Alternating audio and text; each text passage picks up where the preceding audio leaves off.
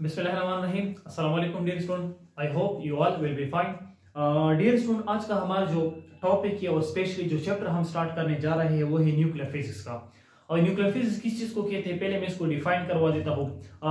Physics के world में हमारे पास न्यूक्लियर फिजिक्स बहुत ही इंपॉर्टेंट चैप्टर है, तो इसलिए हम इसको डिटेल से स्टडी करते हैं। न्यूक्लियर फिजिक्स को फर्स्ट ऑफ ऑल मैं डिफाइन करता हूँ। It is the branch of physics which deals with the study of atomic nuclei. Physics का वो ब्रांच जिसमें हम एटॉमिक न्यूक्लियाई को स्टडी करते हैं, उसके कंस्टिट्यूएंट पार्टिकल्स को स्टडी करते हैं कि न्यूक्लियस किन किन पार्टिकल से आपके पास बना हुआ है, न्यूक्लियस की प्रॉपर्टी आपके पास क्या है, न्यूक्लियर का बिहेवियर आपके पास क्या है, उसकी स्टेबिलिटी आपके पास किस तरह है, डिके किस तरह उसके अंदर होता है, न्यूक्लियस के अंदर डिफरेंट रिएक्शंस किस तरह होता है, उस ब्रांच को हम कहते हैं nuclear physics. So again the branch of physics which deals with the study of atomic nuclei, behaviour and different property of the nuclei is called nuclear physics. यहाँ पर मैंने उसको पॉइंट की सूरत में लिखा है, एक एक लाइन को हम स्टडी करते हैं, फर्दर उसकी अंडरस्टैंडिंग हो जाएगी। ठीक है, the branch of physics that deals with the number one behavior, properties, constituent particles and interaction of atomic nuclei is called nuclear physics। Again दोबारा फिजिक्स का वो ब्रांच जिसमें हम न्यूक्लियस के बिहेवियर को स्टडी करते हैं, न्यूक्लियस के प्रॉपर्टीज को स्टडी करते हैं, उसके कंस्टिट्यूएंट पार्टिकल्स को स्टडी करते हैं कि न्यूक्लियस के अंदर कौन कौन से पार्टिकल मौजूद होते हैं, ऑफ एटॉमिक न्यूक्लियस का न्यूक्लियर फिजिक्स। अब यहाँ पर मैंने दो चीजों का जिक्र किया, एक है मेरे पास है बिहेवियर और दूसरा मेरे पास है प्रॉपर्टीज। बिहेवियर की चीज को कहते हैं, प्रॉपर्टी ऑफ एटॉमिक न्यूक्लियस की चीज को कहते हैं। तो देख लो, बिहेवियर और प्रॉपर्टी, न्यूक्लियर का आपके पास साइज कितना है, न्यूक्लियस का मास कितना है आपके पास, न्यूक्लियस पर चार्ज कौन सा है आपके पास, न्यूक्लियस की स्टेबिलिटी किस तरह है आपके पास, इन सब को हम कहते हैं behaviour and property of atomic nuclei. तो यहाँ पर मैंने लिखा है, It also deal with the concepts like nuclear reactions। इसमें हम न्यूक्लियर रिएक्शंस को स्टडी करते हैं, specially fission and fusion. Decay को स्टडी करेंगे, इसमें अल्फा डिके किस तरह होता है, इसमें बीटा डिके किस तरह होता है, गामा डिके किस तरह होता है। जो वर्ड में इस्तेमाल करो ये इसके अंदर पूरा टॉपिक है। ये लेक्चर जो है हमारा एक इंट्रोडक्टरी है, इसमें आप सिर्फ इतना पहचान ले इसके पैरामीटर को कि न्यूक्लियर फिजिक्स में हम किन किन फैक्टर्स को पढ़ेंगे, कौन कौन से कंसेप्ट इसमें हम स्टडी करेंगे। रेडियो एक्टिविटी, आपके पास एक एलिमेंट क्यों रेडिएशंस को एमिट करता है, किस तरह उससे रेडिएशंस निकलती है, वजह क्या है उससे कंटिन्यूअसली रेडिएशंस निकलते हैं। एंड न्यूक्लियर फोर्सेस, न्यूक्लियस के फोर्सेस कौन कौन से आपके पास, वीक न्यूक्लियर फोर्स क्या होता है, आपके पास स्ट्रॉन्ग न्यूक्लियर फोर्स क्या होता है। देखो हम पढ़ते हैं, जनरली मैं बता देता हूं कि न्यूक्लियस के अंदर आपके पास प्रोटॉन और न्यूट्रॉन मौजूद होते हैं। अगर हम इलेक्ट्रोस्टैटिक की रूल से इसको देखें तो प्रोटॉन आपके पास पॉजिटिवली चार्ज पार्टिकल्स है, अगर पॉजिटिवली चार्ज पार्टिकल है तो उस पर पॉजिटिव चार्ज होते हैं, तो पॉजिटिव को रिपेल करता है। जब इसकी रिपल्जन होती है आपके पास, तो ये इस न्यूक्लियस के अंदर किस तरह बाउंड है, किस तरह इसके अंदर रह सकते हैं। ठीक है, तो इसके मैकेनिज्म को स्टडी करेंगे कि what is the reason behind this. ठीक है, और लास्ट पॉइंट है यहाँ पर प्रॉपर्टी एंड बिहेवियर।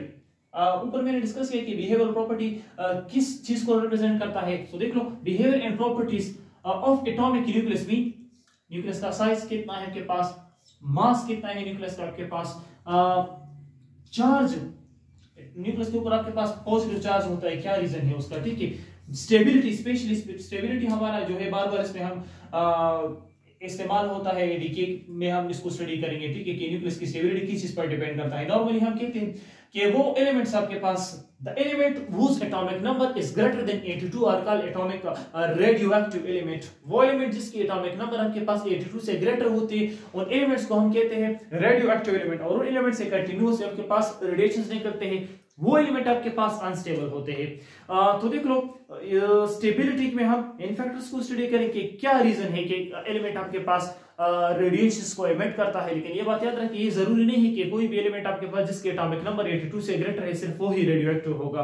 इसी तरह और भी आपके पास ऐसे एलिमेंट है मौजूद है जो जिसके एटॉमिक नंबर 82 से कम है लेकिन स्टिल वो रेडियोएक्टिव है, वो रेडिएशंस को एमिट करता है, वो आर्टिफिशियल होते हैं और वो किसी स्पेसिफिक पर्पस को के लिए हम उसको डिजाइन करते हैं, तैयार करते हैं न्यूक्लियर रिएक्टर्स में। तो यहाँ पर हमारे पास isotopes, fission and fusion reactions. Fission reaction nucleus में किस तरह होता है, फ्यूजन रिएक्शन उसमें किस तरह होते हैं। एक में आपके पास हैवी न्यूक्लियाई होते हैं, हम उसको स्लो न्यूट्रॉन से बम्बार्ड करके उसको दो फ्रेगमेंट में डिवाइड करेंगे। दूसरे में हम क्या करेंगे, आपके पास होगी दो लाइटर न्यूक्लियाई उसकी हम रिकम्बिनेशन करेंगे, उसको हम कंबाइन करेंगे, आपके पास एक हैवी न्यूक्लियस बनेगा। इसको हम कहते हैं fission and fusion reaction. Detail से हम पढ़ेंगे आपके पास न्यूक्लियर फिशन का क्या रीजन है, आपके पास किस तरह अकर होता है, स्लो न्यूट्रॉन क्या होता है, थर्मल एनर्जी की एंड सो ऑन, पूरा mechanism. This is just an introduction of nuclear physics, कि आपको पता चले कि इसमें हम क्या क्या पढ़ेंगे। सो मैं शॉर्टली रिवाइज करवा देता हूँ। न्यूक्लियर फिजिक्स का एक वो ब्रांच है जिसमें आप एटॉमिक न्यूक्लियस को स्टडी करते हैं, उसके डिफरेंट प्रॉपर्टीज को आप स्टडी करेंगे, बिहेवियर को स्टडी करेंगे, उसके डिफरेंट रिएक्शंस देंगे, जिसको हम जनरली में न्यूक्लियर रिएक्शन का नाम देंगे। इसके अंदर डिफरेंट आपके पास आता है, फिशन भी आता है और फ्यूजन भी आपके पास आता है। ये किस तरह आकर होते हैं आपके पास, न्यूक्लियस की स्टेबिलिटी किस चीज पर डिपेंड करता है, न्यूक्लियस के अंदर कौन कौन से कंपोनेंट मौजूद है, ये प्रोटॉन जो आपके पास पॉजिटिवली चार्ज पार्टिकल है, तो पॉजिटिव को रिपेल करता है, फिर ये इस न्यूक्लियस के अंदर किस तरह रहते हैं। तो ये सारे फैक्टर्स हम न्यूक्लियर फिजिक्स में इंशाल्लाह स्टडी करेंगे। यहाँ पर मैंने टॉपिक का नाम दिया है एटम इन एटॉमिक न्यूक्लियस। क्योंकि हम न्यूक्लियस को स्टडी करते तो स्टेप वाइज हम न्यूक्लियस की तरफ जा रहे हैं, क्योंकि इस चैप्टर में हमारा पूरा फोकस किस चीज पर होगा, एटॉमिक न्यूक्लियर इन न्यूक्लियस पर होगा। उसके बारे में हम डिटेल से स्टडी करेंगे, ठीक है। All the matter is composed of atoms. इस कायनात में जितने भी आपके पास मैटर है, मैटर जो आप देख रहे हैं, जहां पर सॉलिड लिक्विड गैस जो भी है आपके पास, वो एटमों से बना हुआ है। एटम आपके पास कंबाइन होते हैं और उससे जो है आपके पास एक मैटर बन जाती है। इसलिए हम इसको कहते हैं कि it is the basic building block of matter. Atom क्या होता है, it is the basic building block of matter. क्योंकि बेसिक बिल्डिंग ब्लॉक हम इसलिए इसको कहते हैं कि देखो आपके पास एटम है, एटम की कॉम्बिनेशन होगी, एटम आपस में कंबाइन होगी आपके पास और एक मैटर को बनाएंगे। लेट्स सपोज मेरे पास ये मार्कर है, तो ये आपके पास मैटर है, लेकिन ये भी किसी एटम से बना हुआ है। एटम, इसके अंदर एटम्स मौजूद है आपके पास, डिफरेंट अमाउंट में आपके पास तादाद में एटम मौजूद है, आपस में कंबाइन हुए और एक मैटर को बना देता है। Atom consist of nucleus and shells. Mind में रखिए, एटम सिर्फ दो चीजों पर मुश्तमिल होता है आपके पास, एक उसके अंदर न्यूक्लियस होता है, दूसरा उसके अंदर शेल्स होते हैं, ठीक है। अब nucleus consist of proton and neutrons. Nucleus दो पार्टिकल से बना होता है, या न्यूक्लियस के अंदर दो पार्टिकल्स मौजूद होते हैं।